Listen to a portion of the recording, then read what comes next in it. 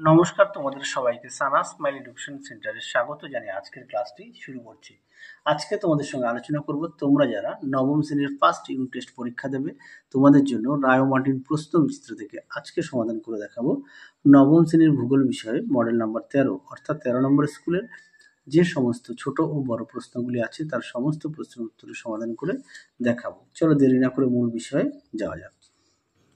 প্রথমে আমরা সমাধান করব একে কি আছে বিকল্প থেকে সঠিক উত্তরটি নির্বাচন করে লেখো। এক জায়গায় আছে সৌরজগতের বৃহত্তম গ্রহাণুপুঞ্জের নাম লেখো। উত্তরটা লিখবে সেরেস, অপশন এ।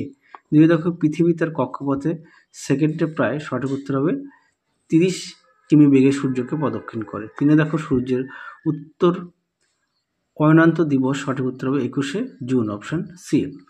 চারে দেখো পৃথিবীর নিজের অক্ষের ওপর আবর্তনের জন্য পৃথিবীর আকৃতি হয় জিওড আকৃতির, অপশন ডি।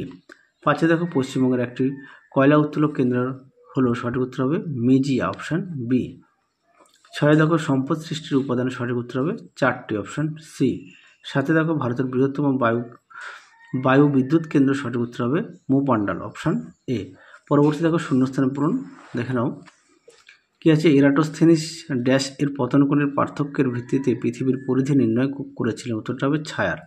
যদি দেখো সৌরজগতের ড্যাশ গ্রহের অক্ষ প্রায় অনুভূমি, উত্তরটা হবে ইউরেনাস। তিনে দেখো ভারতের বৃহত্তম কয়লা খনি হলো পশ্চিমবঙ্গের পাঁচামি ও দেউচা। পরটা দেখো শুদ্ধ অশুদ্ধ, এক দাগের উত্তরটা হবে অশুদ্ধ, সঠিক উত্তর হবে দেরাদুন। দুইয়ের উত্তরটা হবে অশুদ্ধ, সঠিক উত্তর হবে 0 ডিগ্রি। তিনের উত্তরটা হবে সর্বোৎকৃষ্ট আকরিক লোহা হলো ম্যাগনেটাইট, এটাও শুদ্ধ। পরে দেখো একটি বাক্যে উত্তর দাও। একে আছে দক্ষিণ গোলার্ধের মেরু নক্ষত্রের নাম কি, উত্তরটা লিখবে সিগমা অক্টান্টেস। দুইয়ে দেখো কোন তারিখে পৃথিবীর অপসর অবস্থান পরিলক্ষিত হয়, উত্তরটা লিখবে 3রা জানুয়ারি। পরেরটা দেখো কি আছে জিপিএস বলতে কি বোঝায়, দেখে নাও প্রশ্নের উত্তর। দেখে নাও উত্তরটি এখান থেকে এই পর্যন্ত লিখবে। পরবর্তী প্রশ্ন দেখো জিওড কি। এই প্রশ্নটা তোমাদের আগের মডেল সেটে অর্থাৎ 12 নম্বর মডেল সেটে দেওয়া আছে, উত্তরটা দেখিয়ে দিয়েছি, একটু দেখে নিও। দুই দেখো পৃথিবীর কক্ষপথে দুটি বৈশিষ্ট্য লেখো, তারপরে নক্ষত্র দিন কি। এই প্রশ্নটাও তোমাদের আগের মডেল সেটে দেখানো আছে, একটু কষ্ট করে দেখে নিও। পরটা দেখো কি আছে কার্বনের ভিত্তিতে কয়লা কয় প্রকার ও কী কী, দেখো উত্তর। কেননা একই প্রশ্ন আসছে বারবার, সেই কারণে আর উত্তরটা দেখালাম না, শেষের দিকে মডেল সেটগুলো দেখাচ্ছি তো সেই কারণে।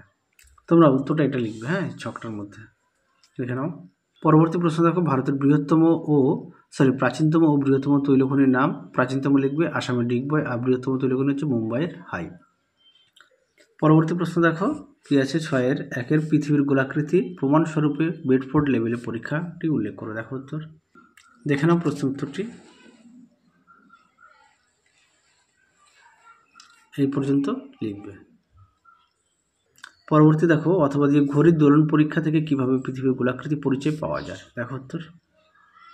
দেখে নাও প্রশ্ন উত্তরটি তোমরা এখান থেকে লিখবে এই পর্যন্ত।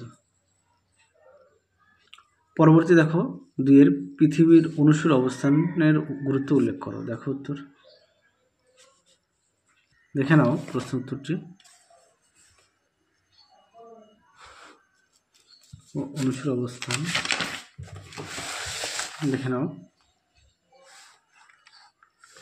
এছাড়া তোমরা তোমাদের পাঠ্যবই থেকে আরেকটু দেখে নিও, যদিও এখানে গোলাকৃতি গুরুত্ব বলেছে, তোমরা পাঠ্যবই থেকে একটু দেখে নিও। পরটা দেখো উত্তর গোলার্ধে গ্রীষ্মকালের স্থায়িত্ব শীতকালে অপেক্ষা বেশি কেন, দেখো উত্তর। দেখে নাও প্রশ্ন উত্তরটি তোমরা এখান থেকে এই পর্যন্ত লিখবে।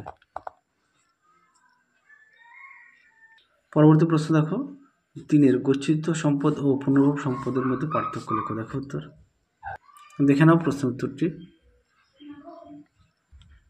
দেখে নাও মোট 8টি পয়েন্ট দেওয়া আছে, অবশ্যই বিষয়গুলো উল্লেখ করবে। পরবর্তী প্রশ্ন দেখো অপ্রচলিত শক্তির ব্যবহারে 3টি করে সুবিধা ও অসুবিধা লেখো, দেখো উত্তর। দেখে নাও প্রশ্নটি উত্তরটা দেখে নাও, এখান থেকে তোমরা লিখবে। এটা হচ্ছে অপ্রচলিত শক্তির সুবিধা, দেখে নাও। দেখে নাও তারপরে দেখে নাও অসুবিধা, এই পর্যন্ত লিখবে। দাগ নম্বরটা ভুল আছে, এখানে 2 হবে, হ্যাঁ। পরটা দেখো কি আছে 7 দাগের যে কোনো একটি প্রশ্ন উত্তর একে আছে পৃথিবীর পরিক্রমা গতি ফলাফল চিত্রসহ ব্যাখ্যা করো, দেখো উত্তর। দেখে নাও প্রশ্ন উত্তরটি। দেখে নাও।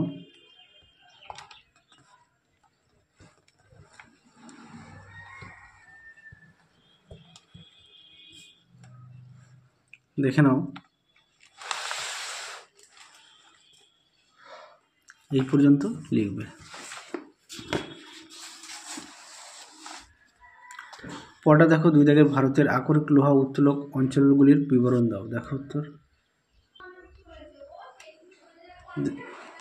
দেখে নাও